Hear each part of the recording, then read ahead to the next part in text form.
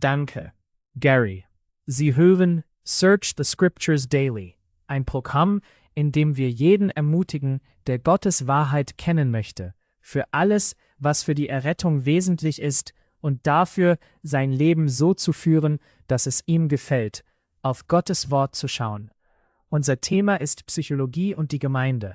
Und heute werden wir die Beziehung zwischen psychotherapeutischen oder psychologischen Beratungskonzepten und östlichen Religionen besprechen.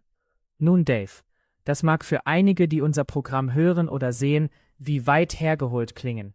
Aber diese Beobachtung ist keineswegs einzigartig für bibeltreue Christen wie uns, die der Psychotherapie kritisch gegenüberstehen. Tatsächlich ist es unter den Forschern wie auch unter vielen Praktikern fast Allgemeinwissen. Aber bevor wir dazu kommen, vor ein paar Wochen, als wir über das DSM gesprochen haben, also das Diagnostische und Statistische Handbuch psychischer Störungen, die neueste Version, die ungefähr 370 psychische Störungen umfasst. Für diejenigen, die mit dem DSM nicht vertraut sind, es ist das Handbuch, das von nahezu allen Psychotherapeuten benutzt wird, um die Symptome bestimmter Störungen zu erkennen. Und dann, weil eine Störung im DSM aufgeführt ist, wird das zur Grundlage, um bei der Versicherungsgesellschaft eines Ratsuchenden abzurechnen. Es hat also einen gewissen praktischen Nutzen. Es gibt 374 angebliche psychische Störungen, die im DSM enthalten sind. Und sie stehen dort auf der Grundlage rigoroser Wissenschaft? Nein, Dave, wie du weißt, aufgrund einer Abstimmung. Eine solche Störung, über die wir gesprochen haben, ODD, richtig? Das ist die oppositionelle Trotzstörung, die definiert ist als, ich zitiere, feindseliges Verhalten gegenüber Autoritätspersonen. Zu den Symptomen gehören, die Beherrschung zu verlieren. Nun, Dave, schau mal, ob du in irgendetwas davon hineinpasst oder ob du Kinder hattest, die da hineinpassten. Die Beherrschung zu verlieren, mit Erwachsenen zu streiten, absichtlich Dinge zu tun, die andere Menschen ärgern werden. Ich habe 5 Kinder. Die Jungen ärgern die Mädchen? Nein, das haben sie nie getan, Dave. Oder andere für seine oder ihre eigenen Fehler oder sein oder ihr Fehlverhalten verantwortlich zu machen. Nun, Tom, bevor du darauf eingehst, du hast eine Abstimmung erwähnt. Es ist keine einstimmige Abstimmung. Manchmal ist es ziemlich knapp, ob es in die Kategorie einer psychischen Störung fällt oder nicht. Das ist keine Wissenschaft. Das sollten Sie verstehen. Und in dieser Zeit der politischen Korrektheit, weißt du, zeigt es dir einfach, wie schwach und wie, nein, absurd das wirklich ist. Und Sie sollten verstehen, dass es was gibt? Ich weiß nicht. Mehrere hundert psychotherapeutische Techniken, von denen viele mit den anderen in Konflikt stehen. Ja, es gibt 500 verschiedene Ansätze und mehr als 10.000 Variationen davon, Techniken und so weiter. Also, der Psychiater oder der Psychologe. Sie sind sich untereinander nicht einig. Also, such dir aus. Willst du eine Herztransplantation oder möchtest du eine Nierentransplantation?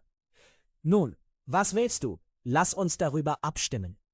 Es ist wie eine Cafeteria. Dave, der Grund, warum ich zum DSM zurückgehe. Wir haben vor ein paar Wochen darüber gesprochen, und wenn jemand daran interessiert ist zu hören, was wir dazu gesagt haben, was wir dokumentieren, dann kann er auf unsere Website gehen und diese Sendungen anhören, die archiviert sind. Der Grund, warum ich darauf zurückkommen wollte, ist, dass du vor ein paar Wochen eine Aussage über Psychologie und Religion gemacht hast. Einige spirituelle Ideen. Du hast über transpersonale Psychologie gesprochen, die sich größtenteils mit dem spirituellen Bereich befasst. Und du hast die Frage gestellt, was lernen die in der Schule über Spiritualität? Nun, lass mich die aus dem DSM zitieren, dem Diagnostischen und Statistischen Handbuch psychischer Störungen, unter dem Abschnitt Andere Zustände, die im Fokus klinischer Aufmerksamkeit stehen können. Das ist Code V62.89 und es hat mit religiösen oder spirituellen Problemen zu tun. So wird es bezeichnet. Beispiele umfassen belastende Erfahrungen, die den Verlust oder das Infragestellen des Glaubens beinhalten, Probleme im Zusammenhang mit der Konversion zu einem neuen Glauben oder das Infragestellen spiritueller Werte. Nun, Tom, lass mich dich wieder unterbrechen. Nein, Du kannst genau dort weitermachen. Was wissen diese Leute über Spiritualität? Was haben sie über Spiritualität gelernt? Die meisten von ihnen sind Atheisten. Wenn du eine Umfrage machen willst, und jetzt werden sie dich beraten. Weißt du, es ist wie die Leute, die dich beim Sterben beraten. Sie glauben nicht an Gott. Sie glauben nicht an ein Leben nach dem Tod. Nun, Elisabeth Kübler-Ross wäre ein Name. Ja, ich hatte so eine Art kleine Debatte mit ihr im Fernsehen. Sie war sehr unglücklich mit mir. Sie sagte, sie würde nicht wollen, dass ich irgendeinen Sterbenden berate, weil ich ein Fundamentalist sei. Ich sagte, Jesus Christus ist der einzige Weg. Und sie hatte wirklich nichts anzubieten. Sie war Psychotherapeutin, Psychiaterin. Dave, lass mich eine Sache qualifizieren, die du gesagt hast. Du hast gesagt, die meisten von ihnen seien Atheisten. Nun, ein Buddhist ist ein Atheist. Mit anderen Worten, viele von ihnen, die meisten von ihnen, würdest du sagen, sind Atheisten. Aber eigentlich sind die meisten von ihnen New Ager, worauf wir noch zu sprechen kommen werden. Die ganze Ausrichtung der Psychotherapie hin zur östlichen Mystik. Aber sie hatte Seancen in ihrem Ashram, ihrem Retreat-Zentrum unten in San Diego. Sie wurden vom Bezirksstaatsanwalt unten in San Diego untersucht. Natürlich. Und Tom, wenn du sagst, New Ager, ein New Ager sagt, ich bin spirituell, aber ich bin nicht religiös. Was sie meinen ist, sie wollen da draußen irgendwo als Weltraumkadetten spirituell sein, Bäume umarmen oder wer weiß was, aber keine Regeln, keine Lehre. Und natürlich hat Paulus Timotheus gesagt, 2. Timotheus Kapitel 4, es wird die Zeit kommen, da sie die gesunde Lehre nicht ertragen werden. Und leider wird sie heute nicht einmal in vielen Gemeinden ertragen. Lehre ist langweilig.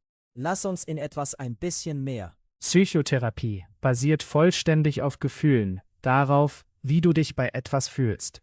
Also würdest du ganz sicher keine Regeln in Bezug auf Gefühle wollen, weil meine Gefühle durch die Regeln beleidigt sein könnten. Ja, nun gut.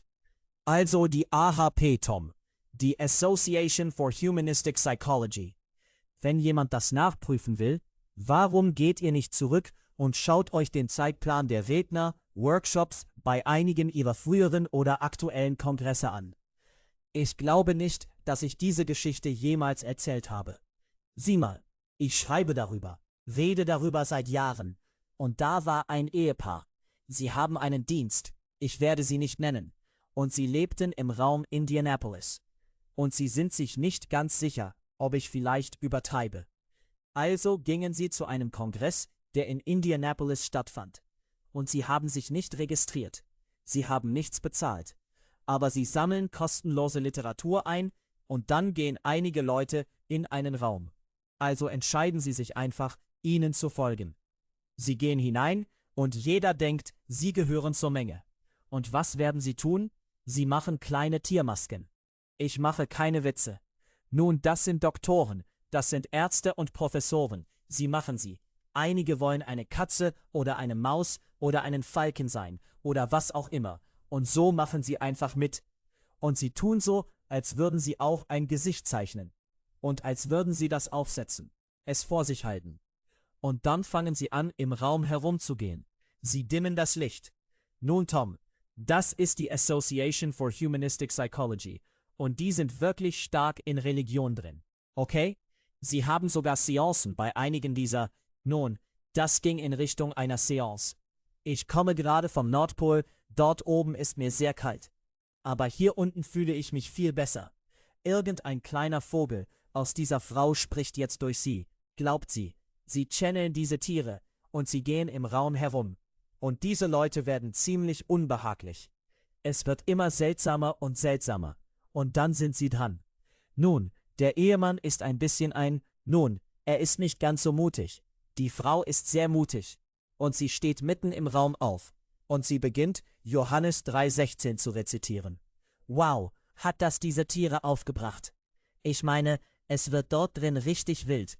Und die Schlange zischt sie an und streckt ihre Zunge heraus und so weiter. Der Ehemann sagte, lass uns hier raus.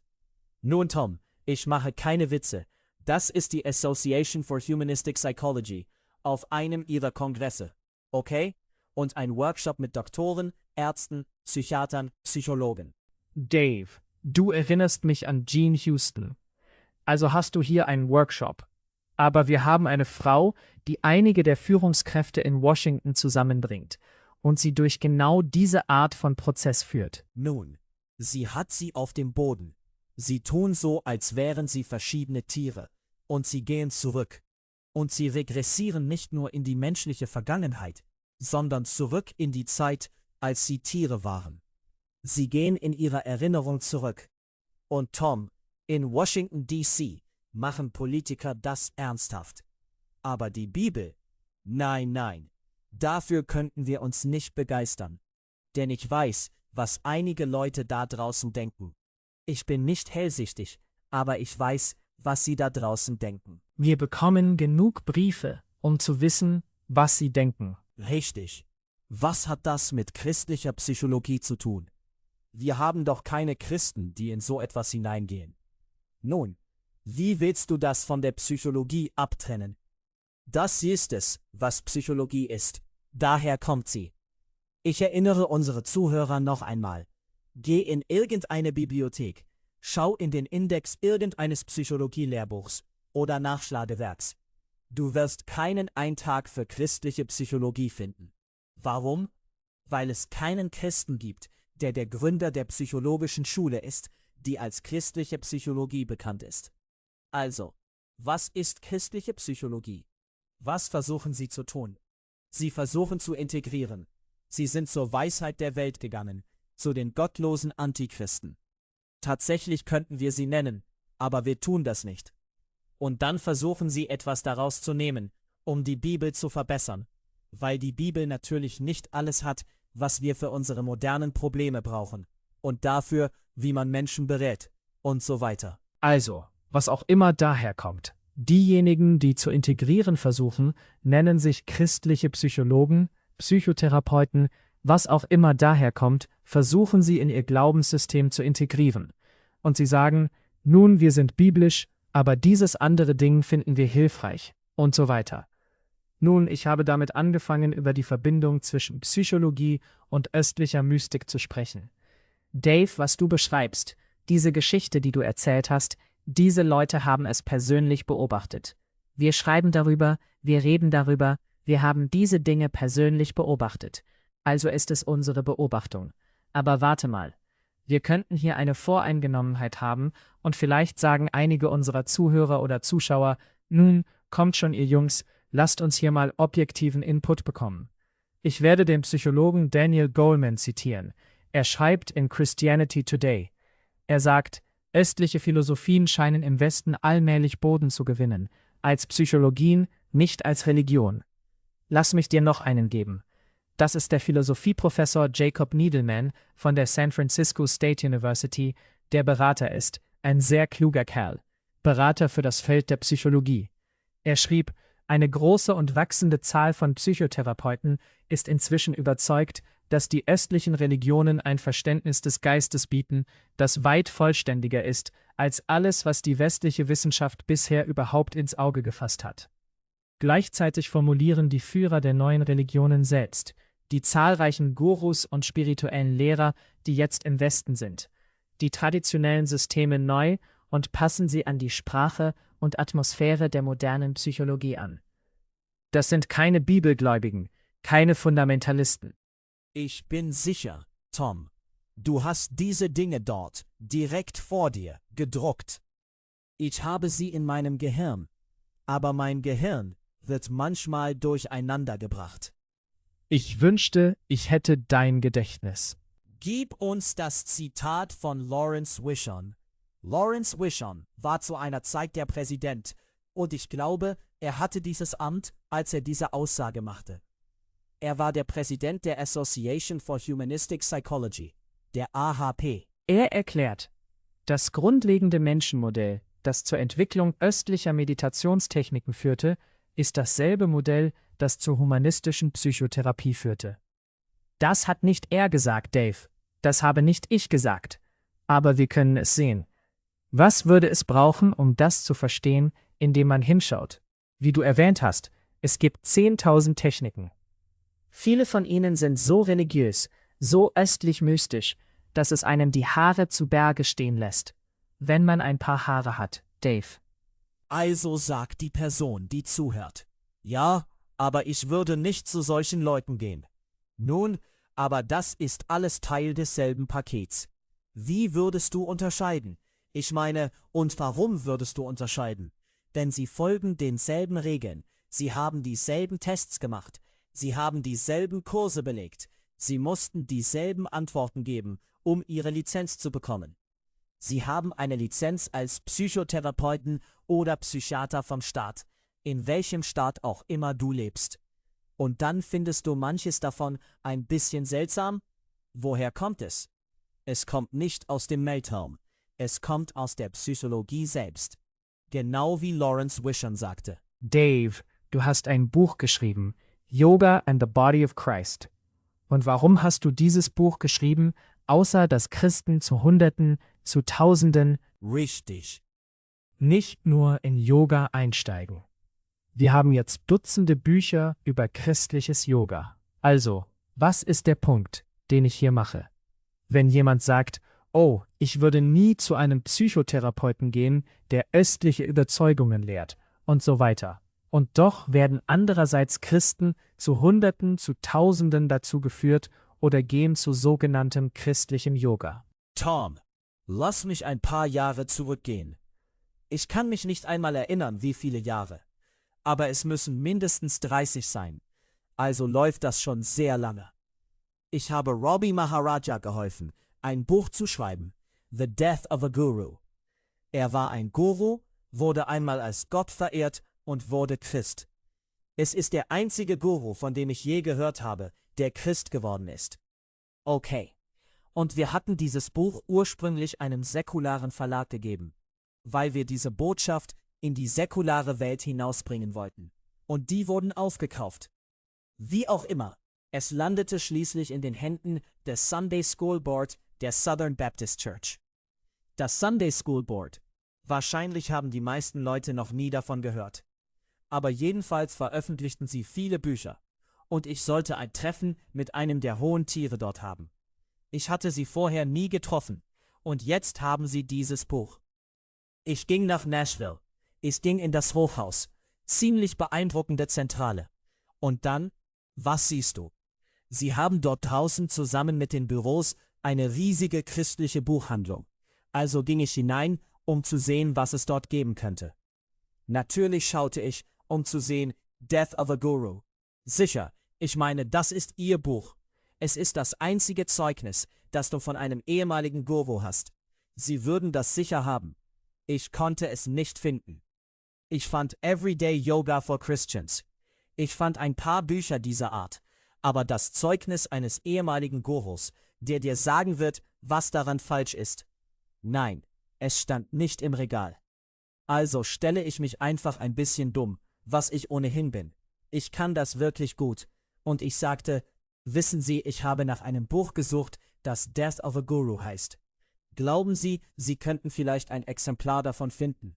Ich meine, herausfinden, wer der Verlag ist und so weiter, damit ich ein Exemplar bestellen könnte. Und so wühlte die Managerin in einem Katalog lieferbarer Bücher herum. Und sie kam ziemlich überrascht zu mir zurück. Sie sagte, oh, das ist eines unserer Bücher.